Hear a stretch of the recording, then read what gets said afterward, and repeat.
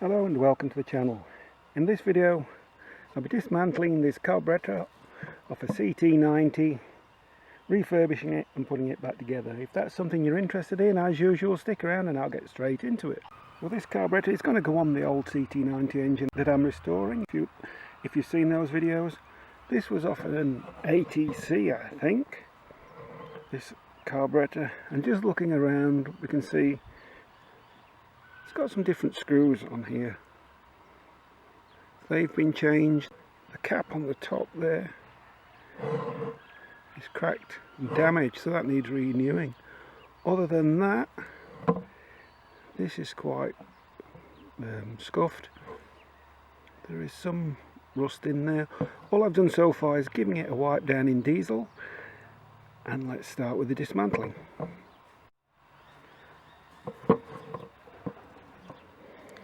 So I've waited a bit late today. The sun's lower down, it's late in the afternoon, so the shadows are bad. Sorry about that.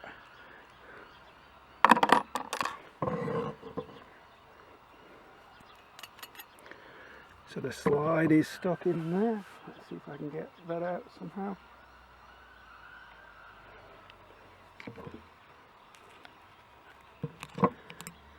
It is moving, but it's pretty stiff. There we go.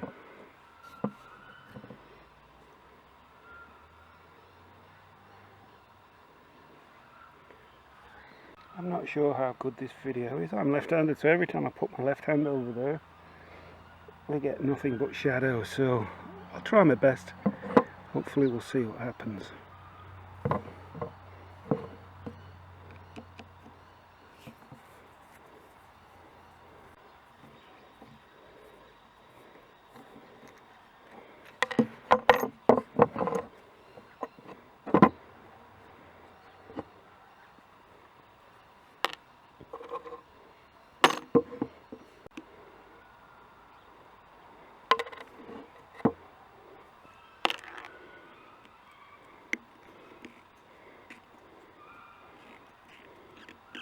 It's pretty tight. This is just the idle screw.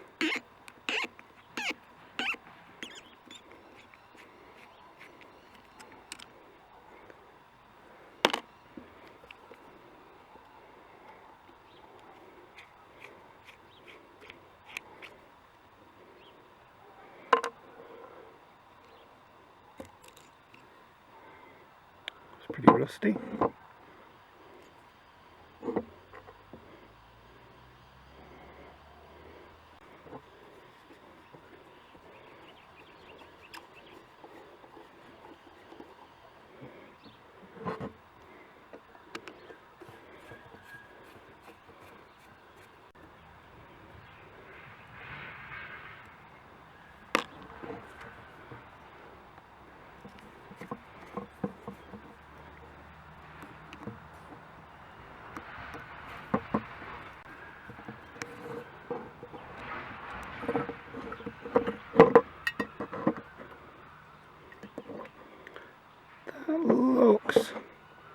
That's pretty clean.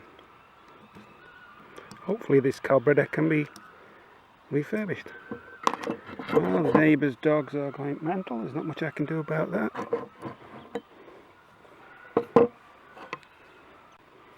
So we've got, came out easy. And the main jet.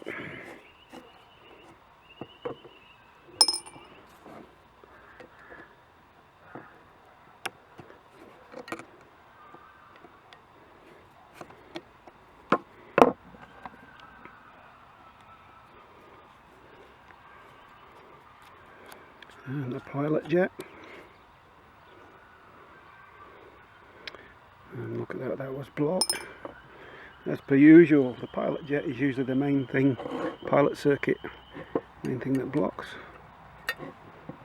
I've got to get this pin out to remove the float.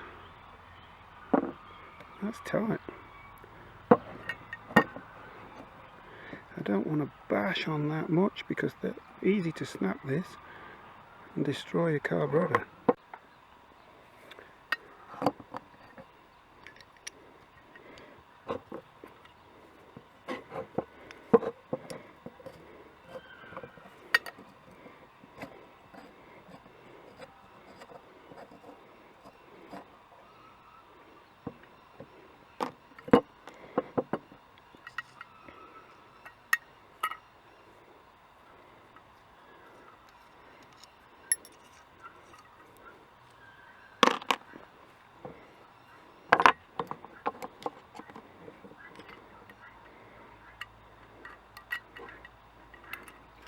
This gasket looks to be in good condition. I'll try not to destroy it. Hope maybe it can be reused. I do have a new one in the overhaul kit that I got. But same as with the overhaul, but the overhaul kit's got jets, but I like to use the originals as much as possible. If they're clean, there's no reason why they can't be reused.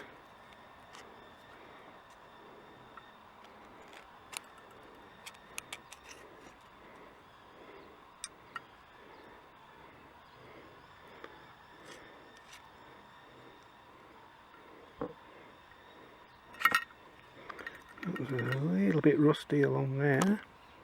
See the rust in there?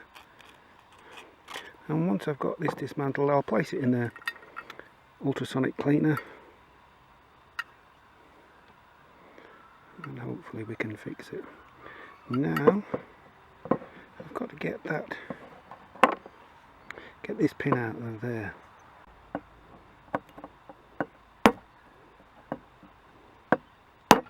Normally you just slide out.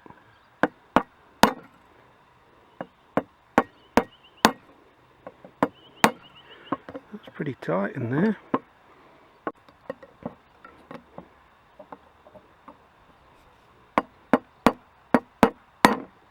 Well, I finally got that to come out, but it took some getting out of there. I've never seen a pin as tight as that before.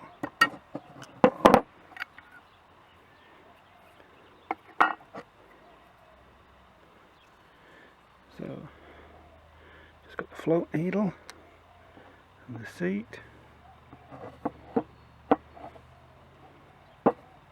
Got that. Tight, still tight. Now what we've got to do is knock the needle jet out from inside there. And so I'll remove the seat for the float needle.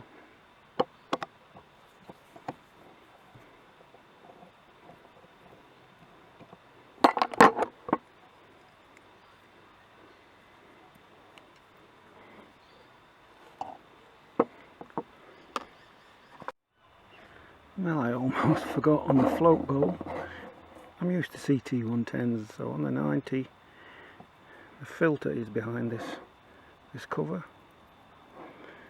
This is terrible, the lighting's terrible. I'll probably end up throwing this video away. Hope not.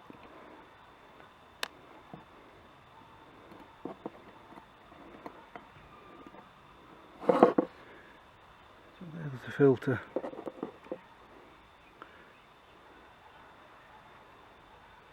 And there is some nasty stuff in there, and it is quite bad in there.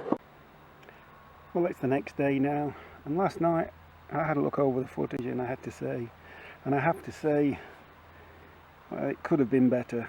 The light was dreadful, so if you're still watching, thanks for persevering and hanging in there. I thought, should I throw away all that footage and start again? I could, but the carb, there's no point dismantling and showing a perfectly clean carburetor. I did notice there was a few things that I skipped or didn't mention, and the first thing is the cap that screws on top of the carburetor. That should have, I shouldn't say an O-ring because it's not an OEM profile, it should have a seal, fits in there, and also a rubber boot. You'll need that rubber boot that fits on there. This cap is cracked, maybe it will suck air in there, maybe I can solder it and fix it, we'll have to see. So don't forget the seal in there and the rubber sleeve, the rubber boot on there. And also, after I cleaned this in the ultrasonic clean, I think it was all nice and clean, I checked to blow some air through, and particularly the bottom one here, the reserve line, that was blocked in there, so that the ultrasonic didn't get in there. And so what I did, I thought it would be a good idea, put a Q-tip, a cotton bud in there, but what happens, you force it in and the cotton stayed inside, and that was an absolute mission. trying to get that back out, so use something else to clean out the inside of these pipes. For some reason the camera didn't pick it up. I forgot to show removing the needle jet, and I don't know if you can see, maybe this way, you can see way down in there the needle jet, and that's the bottom end of it in there. And what I do, use one of these small jeweler's type screwdrivers, and what I find is, I don't know if you can see, that will fit just in there, and then I can simply knock it. I'll do this way and you'll see it come out.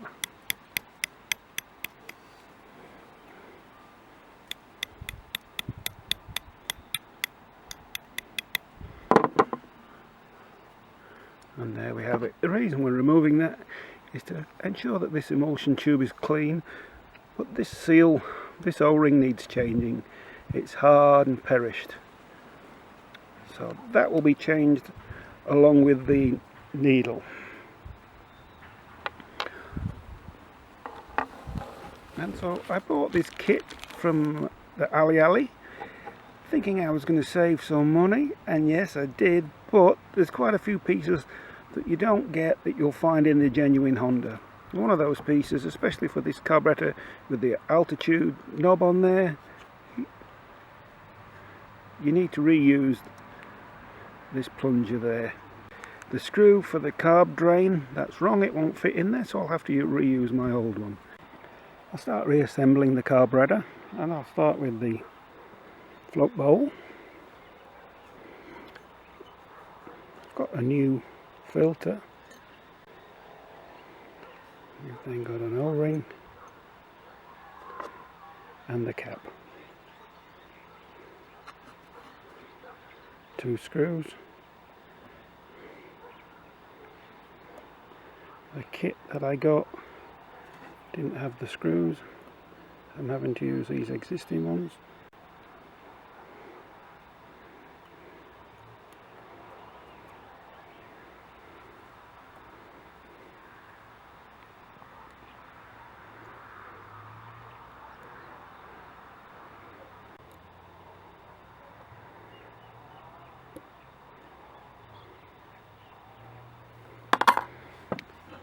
Now, with the kit, as you can see, the new ball drain plug was wrong, so I took the O-ring off that, put it onto my old one, and now simply screw that in there. And I've given it a good clean and good blow through with Carby cleaner. And as I said, ideally this is one of the things that you probably will need.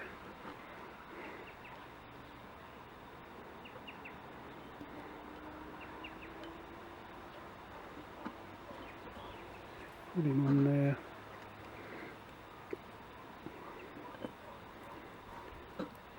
We have the spring,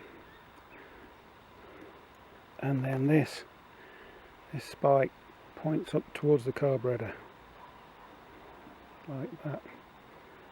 And once again, no screws in the kit. These are the old screws. They're not very nice, a bit yucky.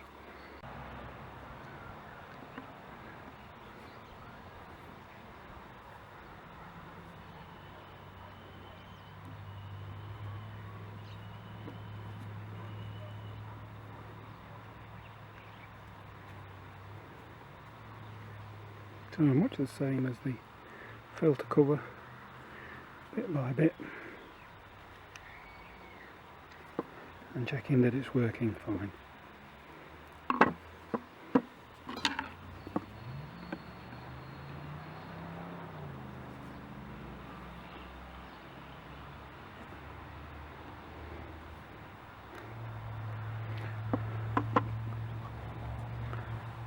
That's the float bowl complete. Now I'll fit the float needle as you remember, I used one of these jeweler screwdrivers to push it home. So it fits in this way. Make sure the seal's not dry. Put some suitable lube on there and slowly push it, making sure that it is sticking through, and push it home. And just give it a tap.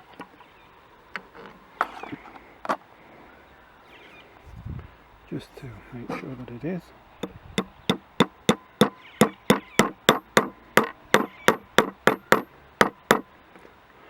That's fully home. That's that finished. So now we've got the idle screw. That simply sticks through and holds the slide open, and as you can see we've got two springs. There's a longer spring and a shorter spring. And obviously the shorter spring goes on the air screw, and the longer spring goes on the idle screw. So put that in. Now when I dismantled this, normally you would count the turns when removing these.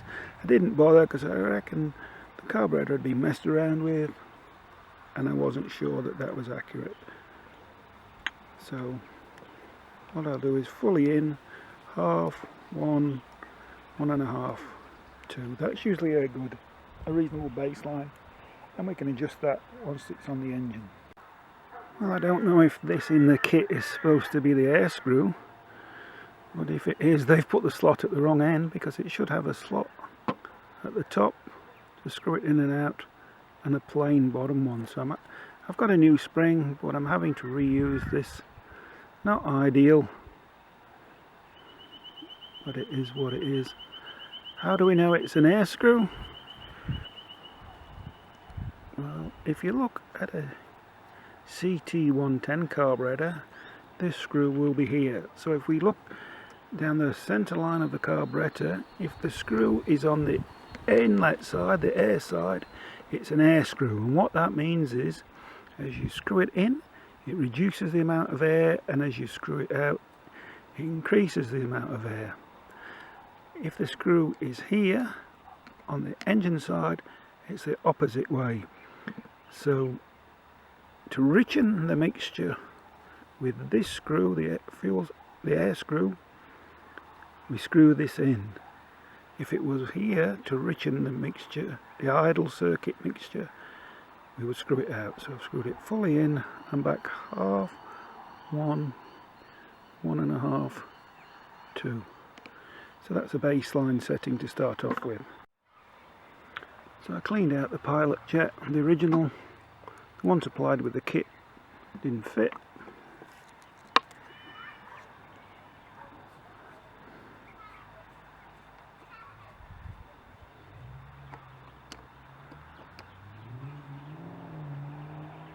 There we go. I'll use the original main jet. Just cleaned it out. I just don't trust these aftermarket jets.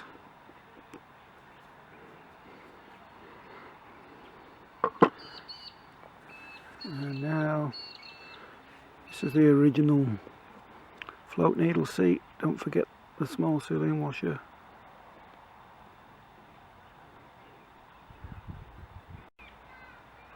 A few things to remember. These older style floats especially, give it a shake next to your ear, see if you can hear any liquid sloshing around inside, and also see if it actually does what the name says it should do. Make sure that it actually does float. It's not unknown for these to be damaged and they don't float.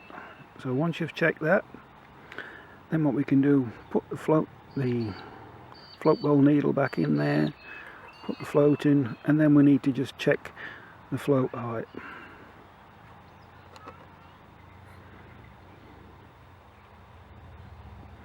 The top of the float needle has a pin with a spring on it.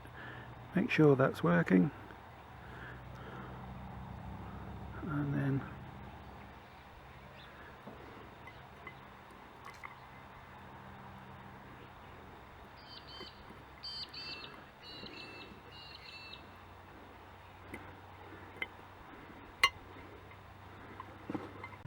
what we need to do, measure from the base there to the top of the float. Now if we just leave it like that, the spring will be compressed on the top of the float needle and will give us an incorrect reading. If we need to adjust it, what we do, we bend the tang in the centre there. So I'll move that till it's just touching, which is about there. Put it in,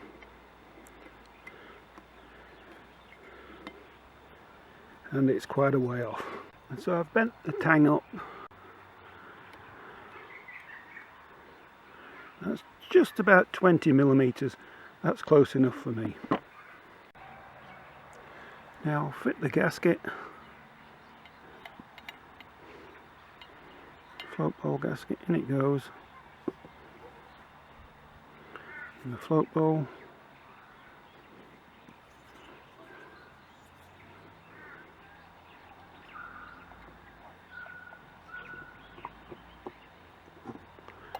And the screws go in from the top. May as well use the new screws.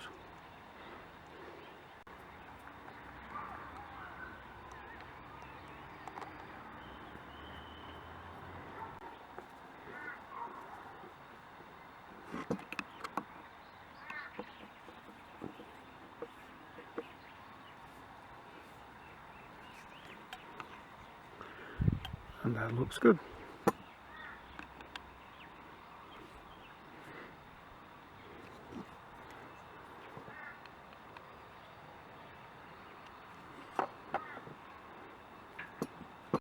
And just now with the slide, I've got the new needle. I've put the clip on the centre there. That's a good base setting. Drop him in. Because I don't have a throttle cable at the moment, putting this wire clip doesn't really make much difference. I'll just put it in there to stop it getting lost.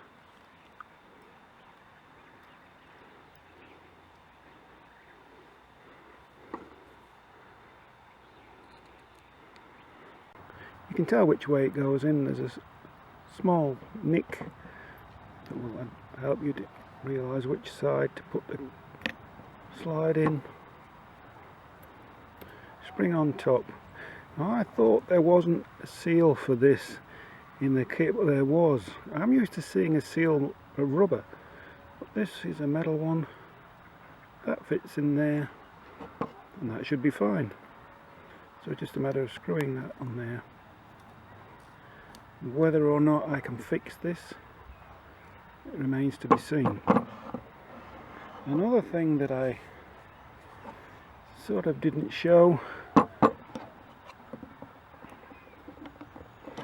was the refitting of this. I don't know why, for some reason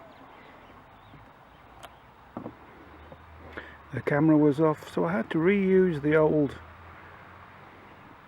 rubber bung on the end, rubber plunger on the end. Fitted a new O-ring, and it's simply easy to fit in there. Put some lube on the O-ring.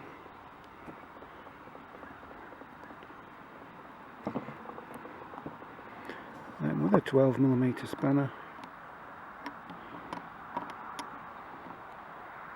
just gently nip it up.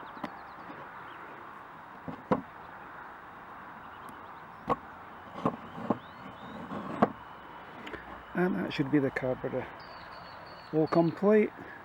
If you enjoy the videos, please subscribe, help the channel to grow, help me to realise I'm not just wasting my time.